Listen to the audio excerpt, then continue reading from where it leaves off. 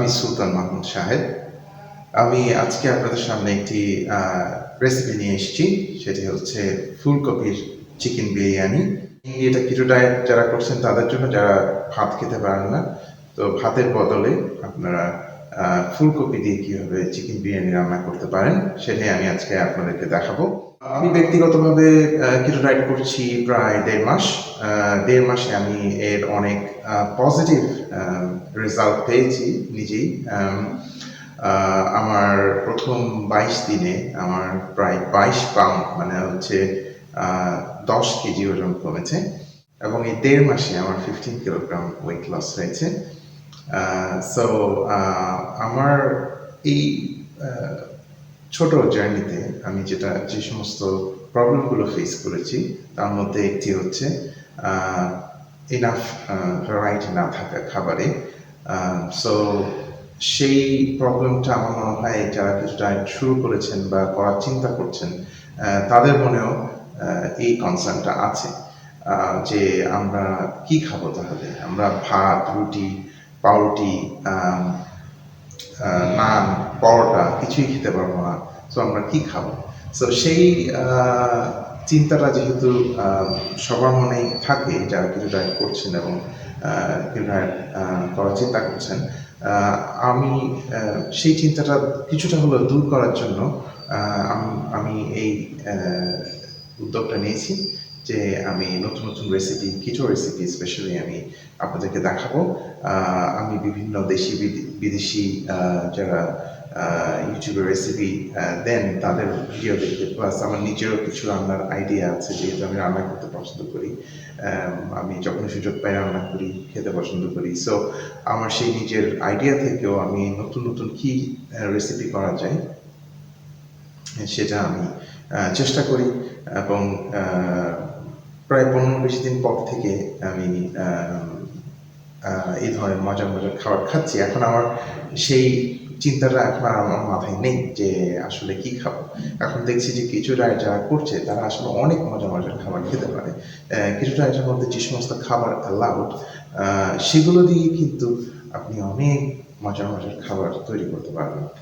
তো সেটাই আমি করার চেষ্টা, আপনাদেরকে দেখানোর চেষ্টা করব, নিজে করে আপনাদেরকে সেটা আপনাদের সামনে প্রেজেন্ট করার চেষ্টা করব যে কীভাবে আপনারা কিটো ডায়েটের মধ্যেই অনেক মজার মজার খাবার খেতে পারবেন। সো আজকে আমি অত্যন্ত মজাদার একটি রেসিপি নিয়ে আপনাদের সামনে এসেছি।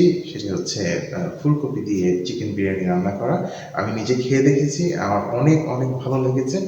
সো চলুন আমরা ঝটপট দেখে নিই কীভাবে আপনারা এই মজাদার খাবার তৈরি করতে পারবেন। ধন্যবাদ। প্রথমেই আমরা ফুলকপির ফুলগুলো নিয়ে এভাবে গ্রেট করে নিব।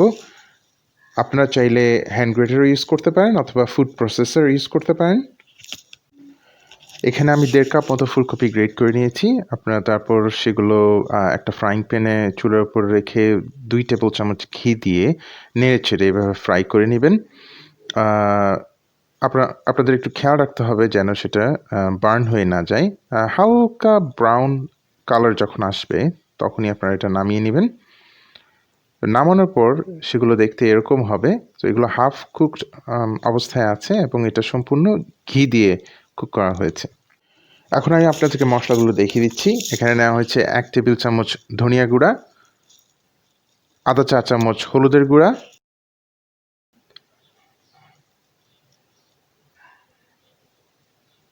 আধা চা চামচ জিরার গুঁড়া, 1 চা চামচ মরিচের গুঁড়া,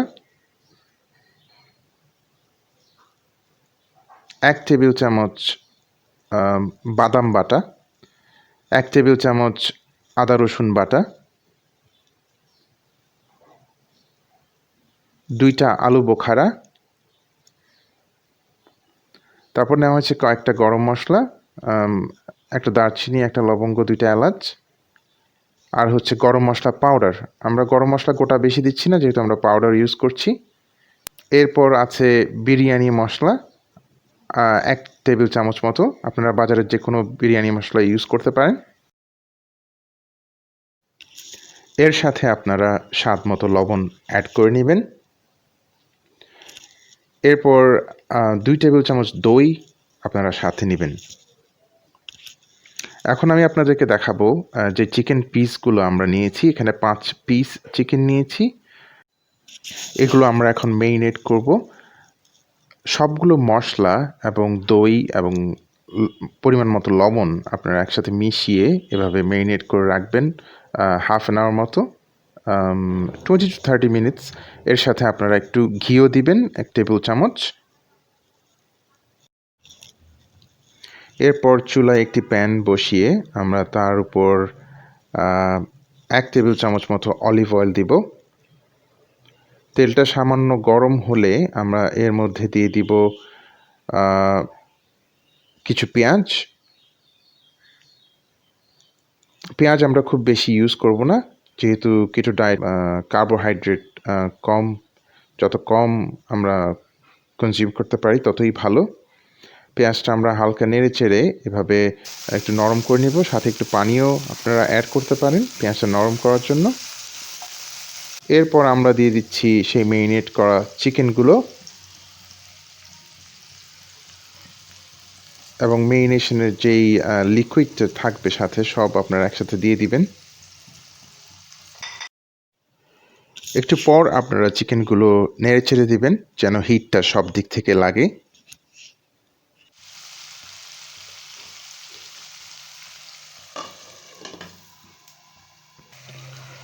মশলাটা কষানো হয়ে গেলে আমরা এর মধ্যে দিয়ে দিব 1 কাপ পরিমাণ পানি।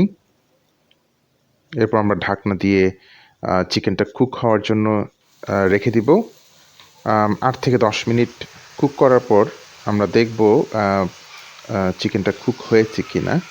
চিকেনটা মোটামুটি কুক হয়ে আসার পর যখন পানিটা কমে আসবে, যে চিকেনের যে পানিটা দেওয়া হচ্ছে সেটা যখন কমে আসবে, তখন আমরা এর মধ্যে দিয়ে দিব যে গ্রেট করে রাখা ফুলকপিগুলো।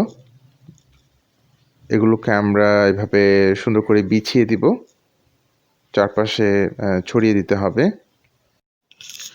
বিরিয়ানি রান্নাতে আমরা যেভাবে হাফ সিদ্ধ করে ভাতগুলোকে এভাবে মাংসের উপর বিছিয়ে দিই সেভাবেই দিচ্ছি।